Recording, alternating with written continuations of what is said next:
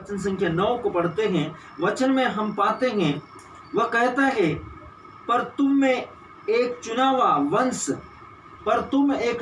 वंश और राजसीय याजक, एक समर्पित देश, परमेश्वर के खरीदे हुए विशेष लोग, इसलिए जिसने तुम्हें अंधकार में से अपनी अद्भुत ज्योति में बुलाया है, उसके गुण प्रकट करो।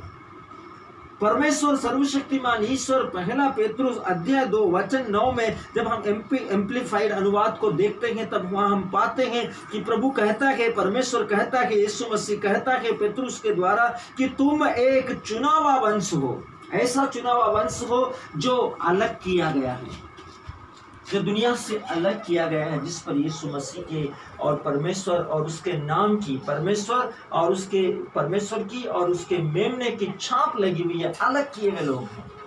परमेश्वर आपको एक समर्पित वंश के रूप में, एक चुनावा वंश के रूप में, एक याजक और राजकीय याजक वर्ग के रूप में, समर्पित लोगों के रूप में परमेश्वर आपको देखता है। परमेश्वर के खरीदे हुए लोगों पर, जो अलग किए गए हैं दुनिया से, जिन पर मोहर लगी हुई पवित्र आत्मा की, जिनको पहले से ही चुन लिया गया कि विशेष लोग जो परमेश्वर के हैं, उन लोगों के रूप में। इसलिए परमेश्वर कहता है कि आप विशेष हैं, संसार से अलग है, अपने आप को पहचानो। आप अपने आप को दुखी, निराश, तुच्छ, पीड़ादायक, कष्टदायक, बोझ से दबे हुए मत समझो, आप विशेष हैं। दुनिया का दृष्टि में आप कुछ होंगे, लेकिन परमेश्वर का दृष्टि में आप एक आशीषित है, आप एक विशेष परिस्थिति है। परमेश्वर सर्वशक्तिमान का वचन कहता है, सर्वोच्च प्रभु का वचन कहता है, इसलिए जिसने तुम्हें अंधकार में से निकाला है, इस बात को याद रखें, जिसने तुमको अंधकार से, पाप से, उसकी शक्तियों से बाहर निकाला है। परमेश्वर का वचन कहता है, अपनी अद्भुत ज्योति में जिस परमेश्वर ने आपको बुलाया है, उसके गुणों को प्रकट करो।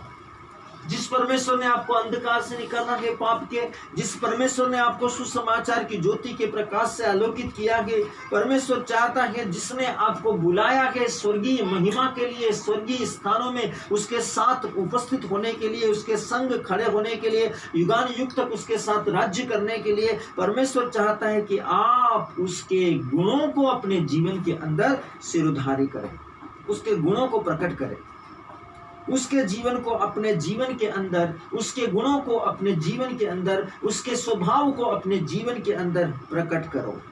दिखाई देना चाहिए आपके बिहेवियर के द्वारा, नेचर के द्वारा।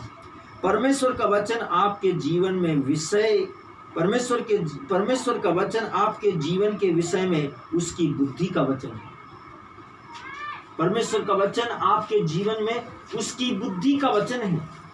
आपके और मेरे जीवन के विषय में, हम में से हर एक व्यक्ति के विषय में यदि हम सोचे, तो आपने अपने संतानों के विषय में कुछ न कुछ योजना बनाया होगा, अपना फ्यूचर के विषय में कुछ न कुछ योजना बनाया होगा, अपने भविष्य के विषय में, अपने परिवार के भविष्य के विषय में, अपनी जॉब के विषय में, किसी न किसी बात के विषय में आपने कुछ न कुछ सोचा होगा। वैसे ही परमेश्वर का वचन कहता है कि परमेश्वर का वचन उसके जीवन के विषय में, किसके जीवन के विषय में? परमेश्वर के जीवन के विषय में, आपके और मेरे लिए उसकी बुद्धि का वचन। परमेश्वर का जो वचन है वो उसका विवेक का वचन है, उसकी बुद्धि का वचन है, उसका ज्ञान का वचन है। और उसका ज्ञान का वचन कैसा है? उस ज्ञान के वचन में अद्भुत महिमा है, जीवनदायक वचन है। वो सर्वसाधारण वचन नहीं है। वो जो वचन हम बोलते हैं, परमेश्वर की बुद्धि का वचन, सुसमाचार का शब्द, पवित्र वचन, जिस पर हम मनन चिंतन करते हैं, उस वचन के अंदर क्रिया करने की, निर्माण करने की, चंगा करने की, महान कार्य करने की, भविष्यवाणी करने की, बहुत अद्भुत और महिमा के सामर्थ्य के काम करने की, हीलिंग करने की अद्भुत सामर्थ्य है। वो वचन सृष्टिकर्ता के समान है।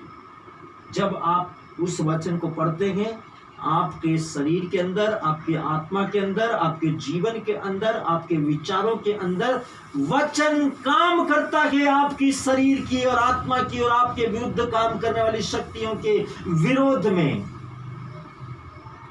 परमेश्वर का वचन, जैसे प्रभु का वचन, उसको समझने के लिए हमको सोचना पड़ेगा। उत्पत्ति के ग्रंथ में जाकर हमको इस बात को एक पल के लिए चिंतन करना पड़ेगा। यदि हम परमेश्वर का वचन, जिसमें हमने अभी सुना, उसके परमेश्वर का वचन उसके जीवन के विषय में बुद्धि का वचन है।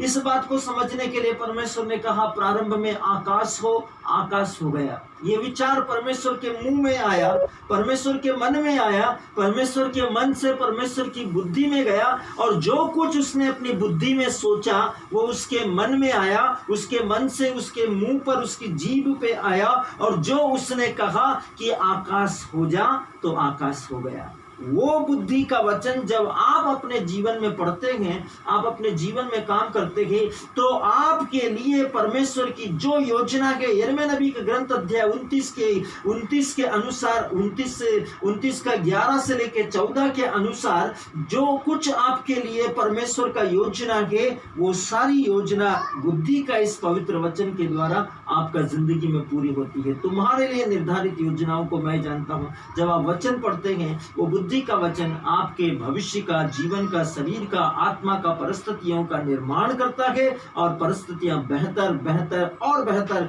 और बेहतरीनों से भी बेहतरीन हो जाती है। Hallelujah, hallelujah, hallelujah, hallelujah, hallelujah. Hallelujah. परमेश्वर